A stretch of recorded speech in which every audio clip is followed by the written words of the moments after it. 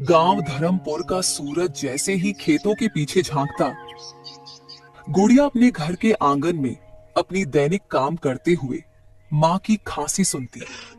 छोटी सी झोपड़ी, पुरानी चारपाई और दीवार पर टंगा अपने स्वर्गवासी पिता का पुराना चित्र, यही उनकी दुनिया थी।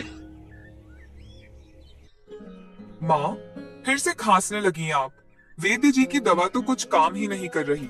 अब की बार मैं आपको सीधे शहर में जाकर डॉक्टर साहब को दिखा लाऊंगी।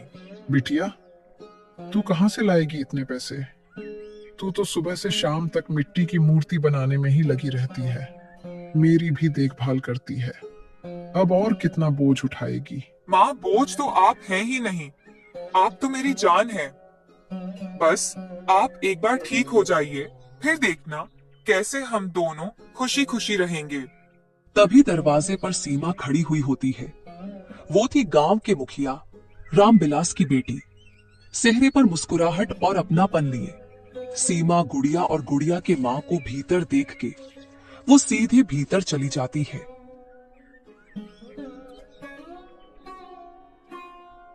अरे गुड़िया, आज तुमने सूरज उगने से पहले ही सब काम कर लिया क्या, जो मौसी जी के साथ बैठ के बात कर रहे हो? सीमा, क्या ही बोलूं तुझे। मेरे नसीब में शांति से माँ के साथ बैठ के बात करने का समय कहाँ। मैं तो बस माँ को दवाई देने आई थी। मुझे तुम्हारे जैसे अपने परिवार के साथ सुकून से समय व्यतीत करने का अवसर कहाँ मिलेगा। हम जैसे को तो मेहनत करना होता है या माँ की खांसी सुननी होती है। अरे अरे रुक जाओ गुड़िया, ऐसा क्यों बोल रही है तू? क्या हुआ मौसी को? कल भी नहीं दिखी मंदिर में। मौसी की तबीयत ज्यादा खराब है क्या? गुड़िया चुप हो गई। कुछ पल बाद उसने सिर झुकाकर कहा, माँ की तबीयत बिगड़ रही है, दवा के पैसे नहीं है। बाबा के जाने के बाद माँ ने अपने जीवन में बहुत मेहनत की है और अब इनकी बढ़ती उम्र के साथ ये बीमार पड़ने लगी है। सोच रही हूँ खेत की जमीन की कागज गिरवी रख दूं। बाबा के जाने के बाद वो जमीन भी सूनी पड़ी हुई है। अब हमसे तो खेती होगी नहीं। शायद जमीन गिरवी रख के कुछ महीनों के दवाई का जुगाड़ हो जाए। सीमा चौंकी, फिर बिना झिझक के बोली, पागल है क्या? तेरे पास एक ही मूल्यवान संपत्ति है और वो भी तू गिरवी रखेगी? तू मुझे अपने समस्या के बारे में पहले क्यों नहीं बताती है? सीमा, अब तुझसे किस मुंह से मांगू? तू तो राजकुमारी है, मैं भिखारिन। हमारे रिश्ते में क्या समानता। देख गुड़िया, तेरी ये बात दिल दुखा देती है। तू मेरी बचपन की सहेली है। तेरी माँ मेरी माँ जैसी है, लेकिन मैं तुझे बचपन से जानती हूँ। तू तो मुझसे मुफ्त में मदद लेगी नहीं, इसलिए तू मुझे खेत के कागज दे। मैं पिताजी से कहकर किसी सेठ से बात करवाती हूँ। तुझे पैसे भी मिलेंगे और जमीन भी तेरे नाम रहेगी। ब्याज वगैरह की चिंता मत लेना। ठीक है, पर जमीन के कागज तो बहुत कीमती है सीमा। कहीं कुछ हो गया तो? मैं बस सोच ही रही थी, लेकिन इतनी जल्दी जल्दी जमीन के कागजात किसी के पास गिरवी रख दूंगी तो अगर कुछ हो गया तो बहुत बड़ी समस्या हो जाएगी। मैं तुझसे वादा करती हूँ, जब तक ये सांस चलेगी तेरे खेत के जमीन को कुछ नहीं होगा। और मुझे मेरे पिताजी पर भरोसा है, वो जरूर कुछ करवा देंगे। और वो भी तो तुझे अपनी बेटी ही मानती है, तो तू चिंता मत कर। कुछ पल की चुप्पी के बाद गुड़िया ने संदूक से पीले कपड़े में लिपटे खेत के कागज निकाले और सीमा को थमा दिए। इसमें मेरी माँ बाबूजी की सांसें हैं सीमा। इन्हें संभाल कर रखना, वरना सब उजड़ जाएगा। मैं कोई गैर नहीं हूँ गुड़िया। अगर तुझ पे कुछ बीत गई तो मैं अपने आप को माफ नहीं कर पाऊंगी। और तुझे पैसे की जरूरत है, इसीलिए तो मैं तुझसे ये ले रही हूँ। ये सब बात करने के थोड़ी देर बाद सीमा अपने घर चली जाती है और गुड़िया की माँ गुड़िया से बोलती है, बेटी गुड़िया, मुझे कुछ ठीक नहीं लग रहा है। मैं तब चुप थी क्योंकि मुझे तेरी सहेली सीमा पे बहुत भरोसा है। वो बहुत अच्छी लड़की है, लेकिन उसके पिता कुछ ठीक नहीं है। वे बहुत लालची है। अरे माँ, कुछ भी नहीं होगा। आप ऐसे ही चिंता कर रहे हो। उसके पिता जैसे भी हो, लेकिन हमारे साथ अच्छे हैं। वे कभी हमारे साथ गलत नहीं करेंगे। आप चिंता मत कीजिए।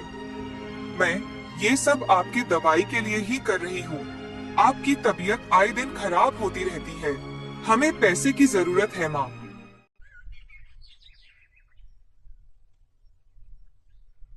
कुछ दिन बीत गए। गुड़िया को सीमा ने पैसे भिजवाए।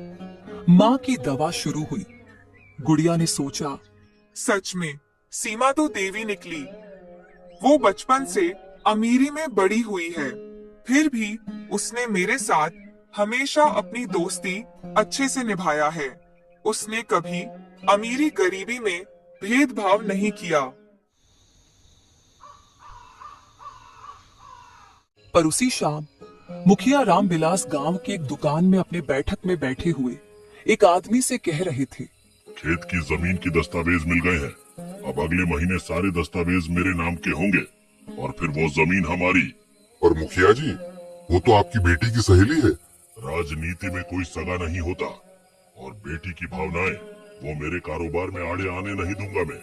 और वैसे भी मैं उसी के लिए तो ये सब कर रहा हूँ। ये सब धन दौलत होगा तो उसी का भविष्य अच्छा होगा। लेकिन मुखिया जी, गुड़िया भी तो आपके बेटी की तरह है। उस बेचारी की तो पिता भी नहीं है, और उसकी जमीन ले लेंगे तो उसकी और उसकी माँ का क्या होगा? उसकी भी तो भविष्य है। अरे तुम उनकी इतनी परवाह क्यों कर रहे हो? जैसे रहे रहने दो। और वैसे भी गुड़िया के साथ मेरे कोई जाति दुश्मनी नहीं है। मैं तो उनकी जमीन अपने पास रखकर उन्हीं पे एहसान कर रहा हूँ। और हाँ, उनसे जमीन मैं मुफ्त में थोड़ी ले रहा हूँ, जमीन के बदले पैसे दे तो रहा हूँ। लेकिन मुखिया जी, आप तो उनको आधे पैसे ही दोगे जो कि लोग गिरवी रखने पे देते हैं। ये तो फिर भी नाइंसाफी है। अरे ओ, तू अब ज्यादा बोल रहा है। तुझे यहाँ मैंने ज्ञान देने नहीं बुलाया है। तुझे जो काम दिया है वो कर, और उसके बदले मैं तुझे मुंह मांगी कीमत दे तो रहा हूँ। और अगर तूने काम नहीं किया तो याद रखना, गांव का मुखिया हूँ मैं। आने वाले दिनों में तुझे कभी भी मेरी जरूरत पड़ेगी, तब मैं तेरी मदद नहीं करूंगा।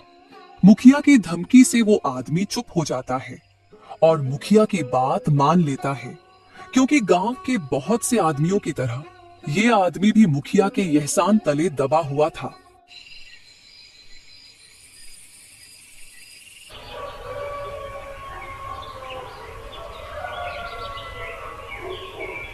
अगले सुबह गुड़िया मूर्ति बनाने की जगह पर थोड़ी सी चिंता में बैठी हुई थी।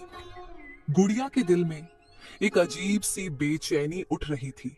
सीमा के कहे अनुसार उसने अपने खेत के कागज सीमा के हाथ सौंप दिए थे, लेकिन अब कुछ सवाल उसके मन में उठने लगे थे। उसे गांव के लोगों के मुंह से भी अफवाह सुनने मिल रही थी कि मुखिया रामविलास ने उनकी जमीन अपने कब्जे में कर ली थी।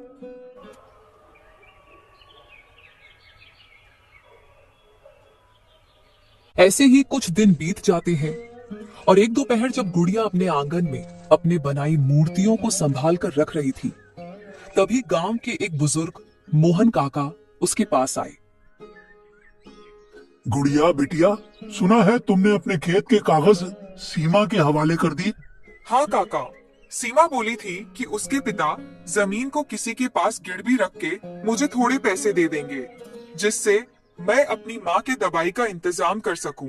मैं मूर्ति बनाकर जितनी कमाती हूँ वो सब तो रोज के खर्चे में निकल जाते हैं, और मैं अपनी पिता की वो जमीन बेच भी नहीं सकती क्योंकि माँ मना करती है। वे बोलती है कि वो जमीन मेरे पिता की आखिरी निशानी है और वो जमीन मेरे भविष्य के लिए जरूरी है। देख बिटिया, गांव में सब कहते हैं कि ये बात ठीक नहीं। मुखिया रामविलास की चालाकी किसी से छुपी नहीं। सीमा भी जानती है कि उसके पिता धन दौलत के मामले में कितने लालची है। वो भी अपने पिता की तरफ हो गई होगी। ऐसा कैसे हो सकता है काका? सीमा तो मेरी सबसे अच्छी दोस्त है। वो मुझसे कभी धोखा नहीं कर सकती। आप उसके बारे में गलत मत बोलो। उसने बचपन से कभी भी मेरे लिए कुछ गलत नहीं किया, और उनके पास भगवान का दिया सब है, तो वे लोग हमारी जमीन क्यों हड़पेंगे? दुनिया में कोई भी इंसान पूरी तरह सही या पूरी तरह गलत नहीं होता बिटिया, पर सावधानी जरूरी है।